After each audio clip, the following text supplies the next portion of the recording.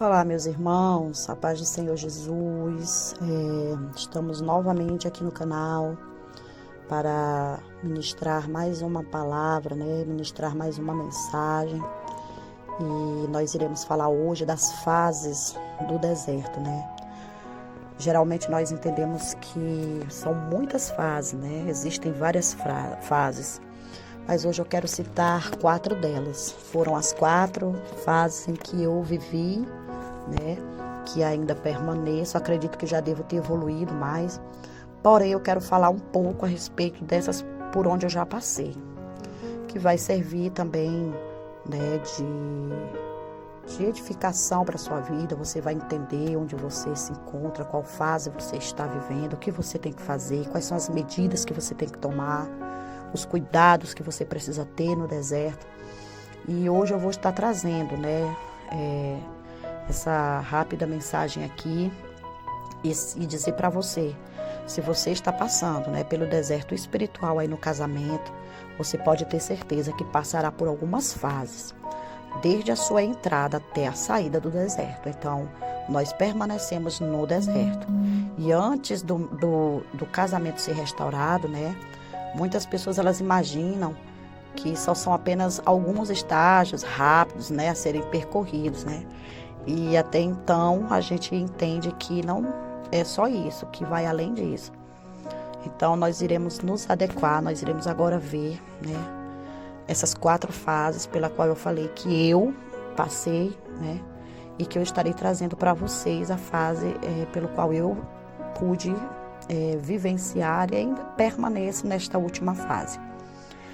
Nós iremos falar um pouco sobre a primeira fase, que é o início, quando é o momento de luto, juntando os cacos, é o momento de muito sofrimento, E essa fase, ela com certeza é a pior de todas, Primeiro porque é quando você se depara com o deserto, Uma dor dilacerante, ela vem de encontro a você, A ferida aberta, A mágoa, Você fica assustada, se sente humilhada, pensa logo no problema que você está enfrentando a todo instante, Você tem a sensação de ter um bolor assim no estômago, e uma faca cravada na garganta, Você tem a sensação também de que você não sai do lugar, de que o lugar ali ele é para sempre.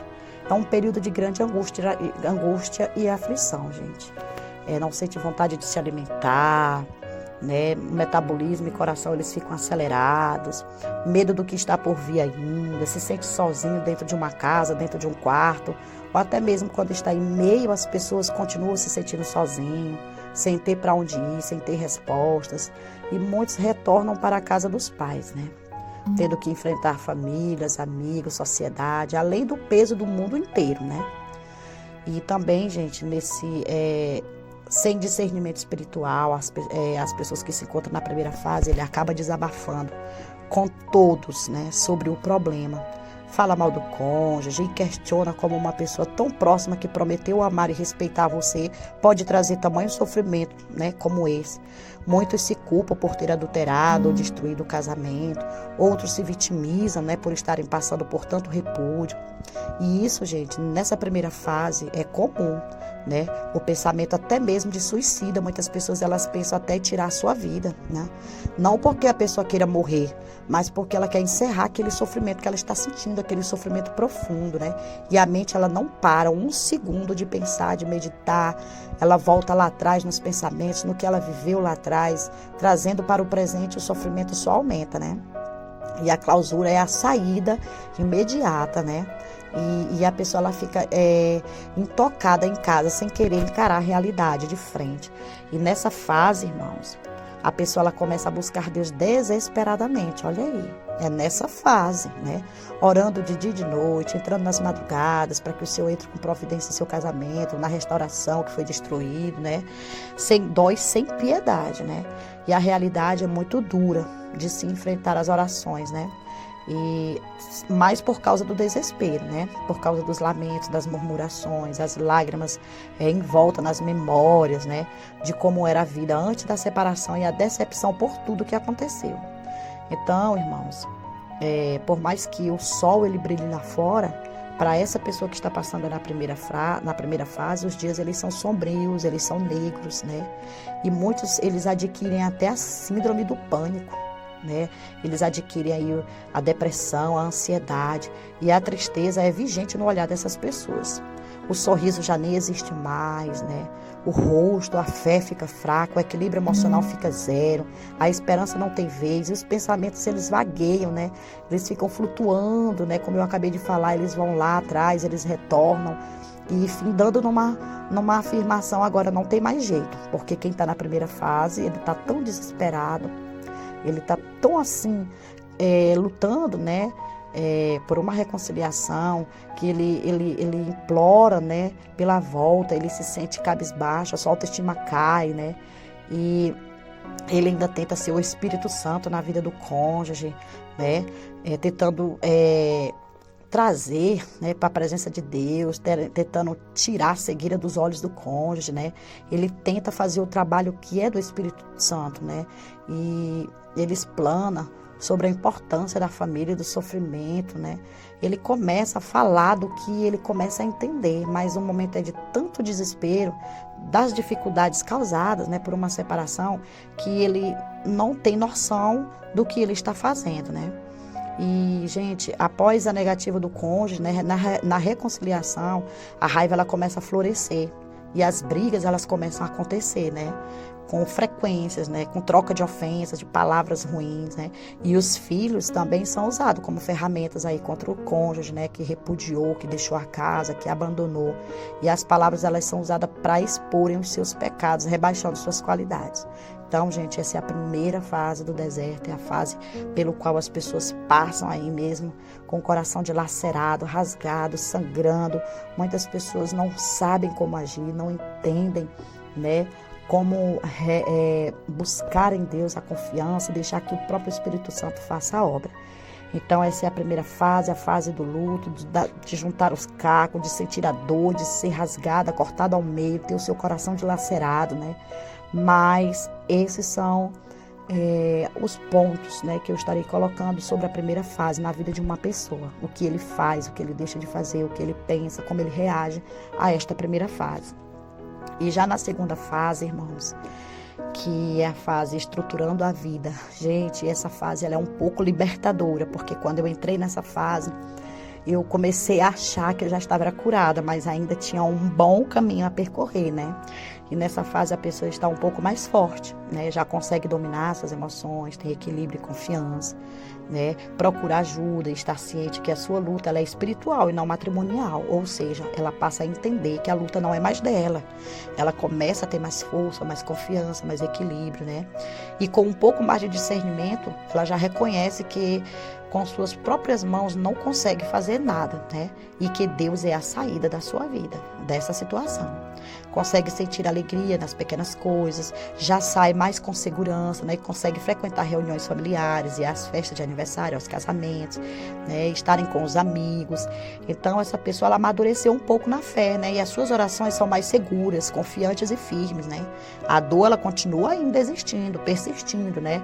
No entanto, não mais dilacera como antes.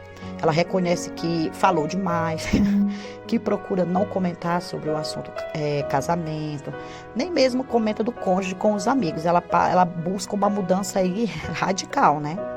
E a esperança chegar, né?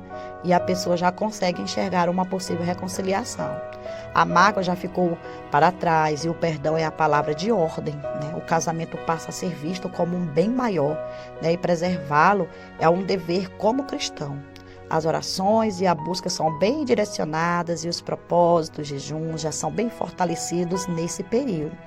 Olha só, né? Eu passei, sei muito bem do que estou aqui falando. As provas, elas continuam vindo, né? Elas aumentam e muitas vezes a fé ela ainda é testada, né? Ao extremo. O luto, as perdas materiais, as tribulações, elas são corriqueiras ainda. E, porém, a pessoa está aprendendo que com Deus na frente não há perdas, ela segue confiante que Deus proverá, né? Começa a sonhar e projetar a vida novamente, de outra maneira, é claro. Os valores que foram esquecidos durante o casamento são aflorados, né? Começa a sonhar com um lar renovado e cuida para que isso aconteça. Ela ora a Deus para ter uma oportunidade de fazer diferente, né? Valoriza o tempo em família e com os filhos, né? A arrumação da casa, dos filhos, de si mesma, são feitas com um outro olhar, com uma outra visão. E o trabalho é executado com mais presteza, com mais amor, com mais dedicação. A pessoa, ela aprimora-se em outras áreas, como a profissional, familiar, pessoal e espiritual, né? E Deus, ele é o consolador e conselheiro, né? Ele prossegue firme com as pessoas, né? Com os passos largos, né?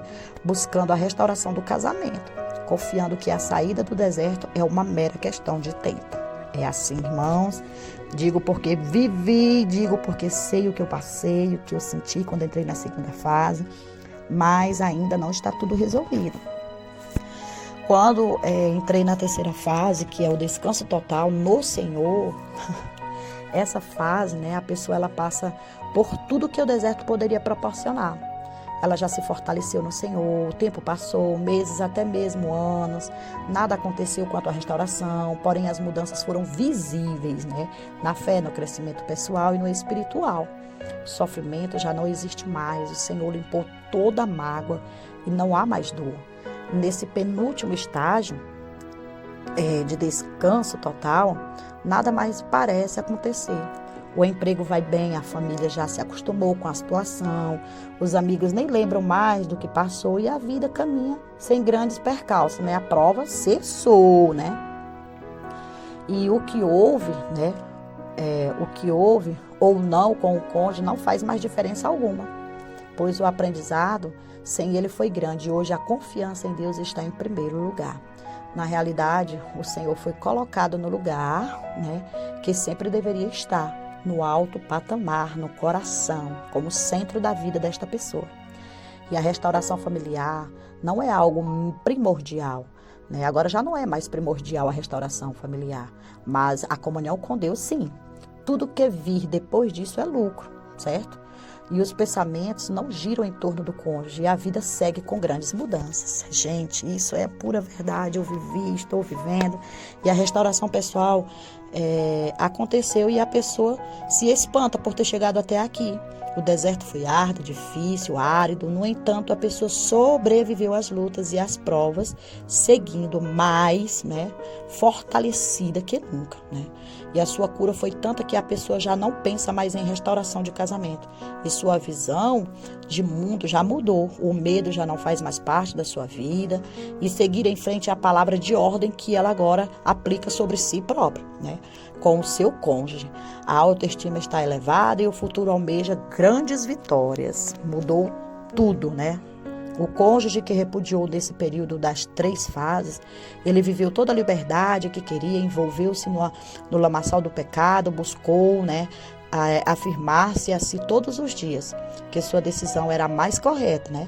O casamento era uma prisão e ser feliz era sua meta. Então lembrava de Deus, porém como uma figura bem distante que não se intrometia em sua decisão, em sua vida pessoal. Já que sempre teve o livre-arbítrio, né, que muitos usam esta frase, esta palavra, utilizava as falhas do cônjuge para diminuir sua culpa e acreditava piamente que estava seguro em todo o processo, né, da sua escolha. E a dureza do coração, as escamas nos olhos e os tampões nos ouvidos não o deixavam perceber a prisão espiritual. Era a verdadeira marionete nas mãos do inimigo. Gente, no início, a felicidade é total, liberdade sem limites, vida desregrada, né? E com o passar do tempo, a aparente tristeza, o mundo já não é tão maravilhoso assim, né? Estar longe de casa e da família começam a trazer sofrimento. As dificuldades chegaram à porta, o desemprego, a falência, a miséria, a angústia, o mal-estar, as doenças, principalmente as doenças na alma, né? Os olhos, elas começam a ser abertos e a presença de Deus se faz necessária, né? A urgência começa a se instalar dentro do coração. O choro começa a vir e é constante. Mesmo sem a pessoa entender, as lembranças começam a vir à tona como um filme, né? Como um sonho. E a perda da família vem como fracasso. Começa-se a lembrar, né, do que viveu antes e o que está vivendo hoje. Até bater forte no peito a vontade de retroceder e tentar uma reconciliação. E nessa fase, irmãos, o cônjuge repudiado tocou a vida, né? Se fortaleceu no Senhor, está mais bonita, a luz de Deus, né? Já está resplandecendo em sua face. As pessoas, elas comentam as mudanças e elogiam sua conduta. Já o cônjuge que abandonou a casa sente-se o quê? Um derrotado. Todos os seus projetos foram por água abaixo e voltaram ao seu único desejo, né? De um lado, o brilho de Deus e do outro, o semblante da derrota. Olha aí a diferença, né? Nessa fase, né, a luta pela família aflora de tal forma que o cônjuge, já extremamente arrependido, começa a se aproximar. E para a honra e glória do Senhor, o perdão acontece e o casamento é restabelecido. E nesta quarta e última fase, o cônjuge voltou, né? Eu disse que estou na quarta fase, porém eu estou restaurada pessoalmente, né? Mas o cônjuge ainda não voltou. A família e amigos estão felizes, alguns surpresos e outros torcendo, né? O nariz com raiva. Porém, a voz de Deus reina e as coisas vão voltando à sua normalidade. Entretanto, gente, passada a euforia do retorno, logo inicia-se a rotina. E aí vem o quê? O perigo, que muitos têm retornado ao deserto por falta de vigilância. O cônjuge que foi abandonado já não ora como antes, não jejua e nem faz propósito com Deus como antes. Já não aceita mais tantas cobranças em razão de tudo que passou, de tudo que viveu, das experiências que ele obteve no deserto. E em contrapartida, o cônjuge que regressou ainda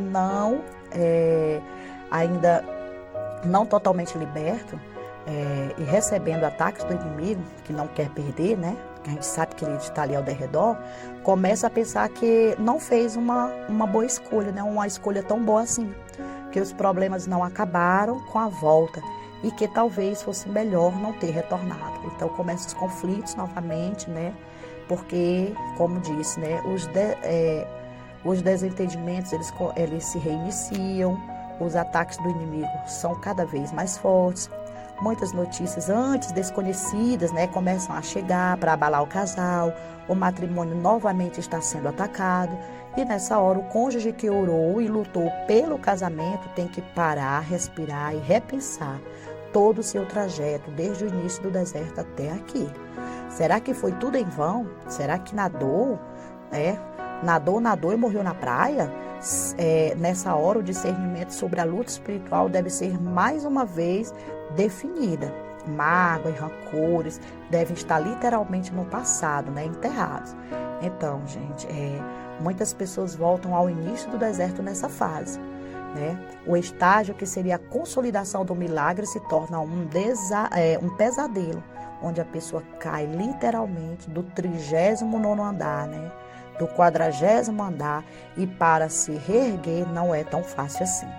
Ele retorna para o deserto, para o início novamente, né? E os pensamentos, né, começam a atormentar, né? E a mente com ataques, né? Começam a receber ataques de que seguir sem o casamento é melhor. Então, é nessa hora que a retomada das orações devem ser assíduas, lutar pelo fortalecimento da união, para que o milagre seja concretizado em sua essência, né? Sem interferências externas, selando assim efetivamente a paz e o amor do matrimônio por Cristo Jesus. Aqui deve pesar esses valores, a fé e a obediência nas nossas vidas. E a pessoa que iniciou a luta pela restauração é a parte mais forte da relação e escolhida por Deus para ir até o fim, pelo conhecimento adquirido e pela experiência obtida com o Senhor. A firmeza, a fé, a obediência são fatores essenciais e indispensáveis, né, como ponto crucial à segurança em Deus e a responsabilidade de colocá-lo como alicerce espiritual do novo lar. Então, para que nenhuma tempestade no futuro venha derrubar, se faz necessário se colocar na vigilância, né, na posição, continuar sempre na posição, orando, buscando, intercedendo. E passando essas provações, o casamento, enfim, está restaurado pelo Todo-Poderoso e inabalável diante das provações. Por isso afirmo, sem medo de errar, a nossa caminhada com Deus, ela é eterna, ela nunca cessa, ela nunca para, nunca chega ao fim. Assim como nossas orações não podem cessar jamais também. Mas essas fases que eu estou trazendo para vocês. Eu quero estar lendo aqui, né? Mesmo que tudo aparentemente esteja bem, nossos joelhos eles devem estar no chão, né? E a nossa cara no pó, orando por nossa família, por nosso casamento e pela nossa paz. E a passagem que eu quero deixar aqui se encontra em Mateus 7, do 24 ao 25, que diz: todo aquele, pois, que escuta estas minhas palavras e as praticas, assemelhá-lo-ei ao homem prudente que edificou a sua casa sobre a rocha, e desceu a chuva, e correram rios, e assopraram ventos, e combateram aquela casa, e não caiu, porque estava edificada sobre a rocha. Então é isso que acontece, meus irmãos. É lutar com fé e não esmorecer diante das dificuldades. As fases são necessárias, né? Para o nosso crescimento espiritual. E às vezes pensamos que não vamos aguentar tamanha prova, não vamos conseguir ultrapassar fase por fase. Porém, Deus está ao nosso lado, zelando por nós. E com nossas mãos não conseguimos fazer nada. Temos que evidenciar, né, a magnitude do Senhor, um milagre, né, que vem da parte de Deus. Amém, meus irmãos? Ficam aqui essas 4 fases, um pouco do que eu vivi. Estou na 4ª fase pelo fato de ter tido a restauração pessoal, mas ainda não aconteceu a minha restauração no matrimônio. É algo que também já entreguei nas mãos de Deus, já não sofro mais por isso, graças a Deus. Já não oro mais por restauração. Oro sim pela pessoa do meu esposo, né, para ser liberto. Porém, não... o que mais importa para mim hoje é a minha intimidade com Deus, e acredito que quem esteja nessa fase também sabe do que eu estou falando. Então fica aqui esta palavra ao seu coração, meu irmão. Espero que edifique a sua vida, que você procure entender em qual fase você se encontra. Amém? Fiquem com Deus, meus irmãos, e a paz do Senhor Jesus.